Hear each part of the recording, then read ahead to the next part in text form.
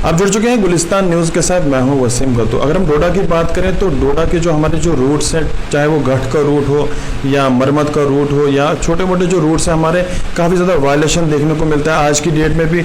और हम इसी सब पे बात करें, हमारे साथ बात करने के लिए जुड़े हैं डीएसपी ट्रैफिक डोडा किश्तवाड़ पंकज सूदन जी। सर, जो ट्रैफिक के जो एसओपीज़ हैं, किस तरह के एसओपीज़ हैं, क्या हैं वो सर डिटेल से बताएं।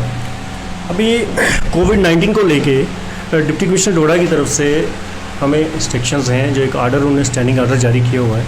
उसके तहत अलग अलग जो गाड़ियां हैं उनमें जो पैसेंजर की सीटिंग कैपेसिटी के अकॉर्डिंग सवारी आपको लेके जानी है, तो मैं आपको डिटेल में बता देता हूँ। जैसे हमारा 3 व्हीलर होता है, जो ब्लैक कलर वाले ऑटो जिनको हम कहते हैं, उसमें 2 पैसेंजर लेके चल सकते हैं।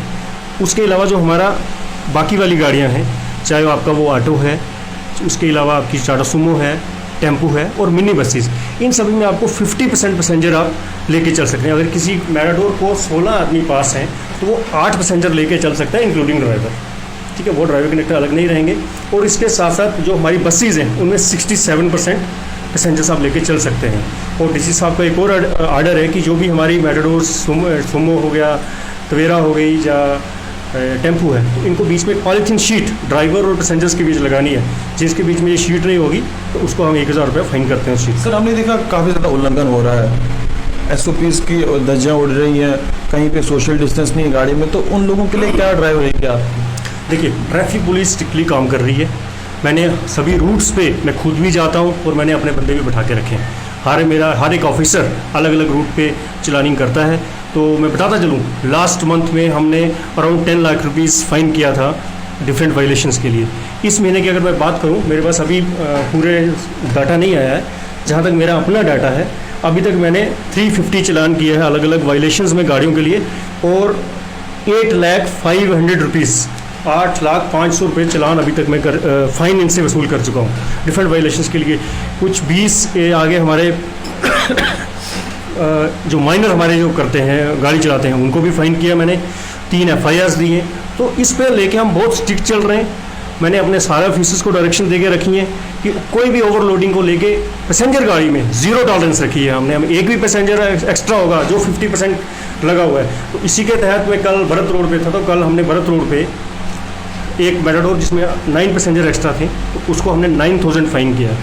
भाई एक मुझे वैसे गाड़ी मिल गई यहाँ पे देसा रोड पे, उसको हमने 8,000 फ़ाइन किया। एक टेम्पो मिला, उसकी सीटिंग कैपेसिटी 12 थी, 13 पैसेंजर थे, तो उसको मैंने उसके अगेंस्ट FIR रजिस्टर करवा दिया। 2 दिन पहले हमें एक न्यूज़ मिली थी डोडा मरमत से, वहाँ पे हमने देखा कि जो सोमो ड्राइवर है वो 250 रुपये किराया ले रहा है। तो क्या ये जायज़ है? 250 रुपया इस रोड पे इतना किराया तो है नहीं, एक सवारियाँ भी पूरी बिठाते हैं और इतना ज़्यादा एक्स्ट्रा चार्जेस, तो उनके लिए क्या आपकी तरफ से मुहिम रहेगी? देखिए, मैं नहीं समझता कि 250 रुपया किराया कोई ले रहा होगा। मैं खुद भी गया था 2-4 दिन पहले वहाँ पे, और मैंने अपना एक SO और एक टीम बिठा के रखी है जो कि रेगुलरली इन चीज़ों को मॉनिटर कर रही है। तो एज़ फॉर ओवर चार्जिंग का क्वेश्चन है, मुझे ओवर चार्जिंग की कंप्लेंट्स आती हैं। तो अभी मुझे जब कोई ओवर चार्जिंग कंप्लेन करता है फ़ोन पर, तो उस पर एक्शन लेना पॉसिबल नहीं होता। तो मैंने उनको ये रिक्वेस्ट करता हूँ कि आप मुझे उस ड्राइवर का नाम, उस गाड़ी का नंबर रिटर्न में दे दीजिएगा, मेरे ऑफिस में मुझे दे दीजिएगा, मैं उसके अगेंस्ट एक्शन ले लूँगा। जो भी गाड़ी होगी ओवर चार्जिंग करते हुए। नॉर्मली जब भी मैं चलानिंग पे होता हूँ तो मैं गाड़ी खड़ी करके फिजिकली पूछता हूँ जब भी मैं अपने पैसेंजर से, तो वो कोई भी पैसेंजर ये नहीं कहता है कि इन्होंने जनाब हमसे ओवर चार्जिंग की है। सभी कहते हैं जनाब नहीं, जितना किराया है उतना ही लिया जा रहा है। तो सभी से रिक्वेस्ट है मेरी, जो भी जिसको कहीं ओवर चार्ज करते हैं तो वो ओवर चार्जिंग को लेके मुझे रिटर्न में मेरे पास कंप्लेन दे देंगे, मेरे किसी ऑफिसर के पास दे देंगे, उस पर एक्शन हो जाएगा। मोर ओवर ये मैंने ARTO साहब से बात करके इस ओवर चार्जिंग की, तो हमने जो रेट लिस्ट है डोडा के डिफरेंट रूट्स की, इवन किश्तवाड़ डिस्ट्रिक्ट के डिफरेंट रूट्स की, वो रेट लिस्ट तैयार है। किश्तवाड़ की हमने सर्कुलेट कर दी है।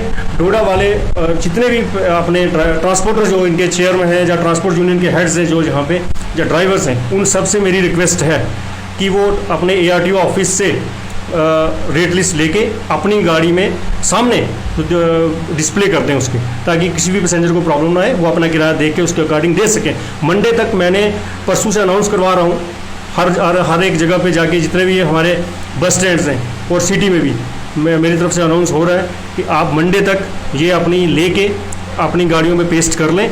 मंडे के बाद किसी गाड़ी पे अगर मुझे रेट लिस्ट नहीं मिलेगी तो उसको अप टू 5,000 फाइन होगा। ये मैं क्लियर बोल रहा हूँ, ये मेरी तरफ से क्लियर उनको वार्निंग भी है और रिक्वेस्ट है पहले कि आप लगा लें, नहीं होगा तो उसका एक्शन होगा। सर, पैसेंजर की काफ़ी ज़्यादा डिमांड्स है।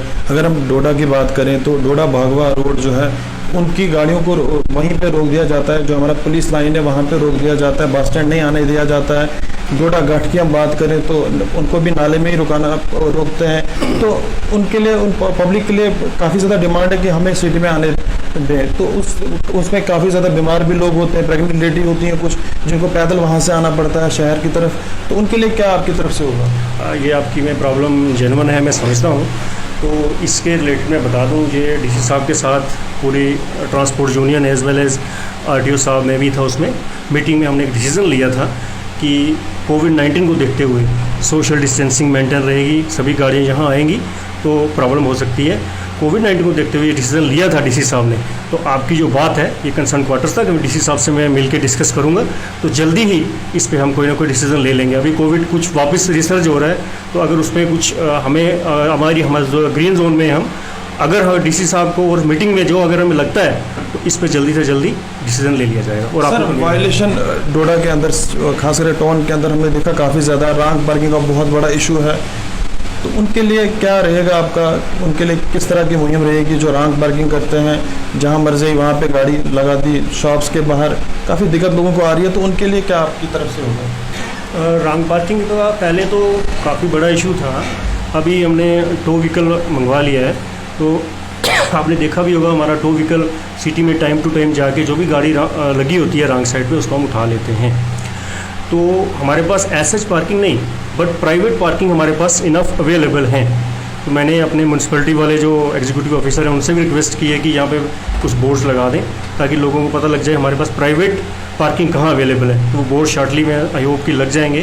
तो मैं रिक्वेस्ट करता हूँ जो गाड़ियाँ बाहर लगी होती हैं, खास करके हमारे जो एम्प्लॉइज़ आते हैं बाहर से ऑफिस में, उनकी गाड़ियाँ होती हैं, शॉपकीपर्स हैं, जब बाहर से जो भी लोग आते हैं, तो वो प्राइवेट पार्किंग जो है हमारे पास उसमें मिनिमम चार्जेस पे प्राइवेट पार्किंग है, वो प्राइवेट पार्किंग का यूज़ करें, अपनी गाड़ियाँ लगाएं। और कोई भी जो सड़क की दोनों तरफ पे हमने लाइनिंग दरा करवाई हुई है, जो गाड़ी है उस लाइनिंग के अंदर रहेगी उसको तो नहीं होगा, और लाइनिंग के बाहर जो भी हमें गाड़ी मिलेगी उस पर हम एक्शन करेंगे। वो गाड़ी टो करके ले जाएगी, उसके बाद उसका आप सबको पता है 5,000 रुपये मिनिमम फ़ाइन है, तो वो आपको फ़ाइन भरना पड़ेगा। तो मेरी सबसे रिक्वेस्ट है जो भी हमारी प्राइवेट पार्किंग है उनको यूज़ करें, और अपनी गाड़ी लगाने से पहले सोच के लगाएं गाड़ी कि दूसरे आदमी को या दूसरी गाड़ी को यहाँ से निकलना है, फिर उसके बाद कोई भी होगा उसकी गाड़ी टो कर ली जाएगी अगर गलती होगी। सर, अंडर एज बच्चे काफ़ी ज़्यादा टू व्हीलर चला रहे हैं, फोर व्हीलर चला रहे हैं, तो किस तरह की ट्रैफिक पुलिस की तरफ से क्या मैसेज होगा उनकी फैमिलीज़ को? अंडर एज बच्चे जो मुझे कंप्लेन मुझे भी है कि वो गाड़ी चला रहे हैं, तो मैंने अभी अपने स्टाफ को डायरेक्शंस दे दी हैं कि वे वी आवर्स में सुबह और शाम को सिटी में, शहर में अलग अलग जगह पे नाके लगा के इनको पकड़ा जाए।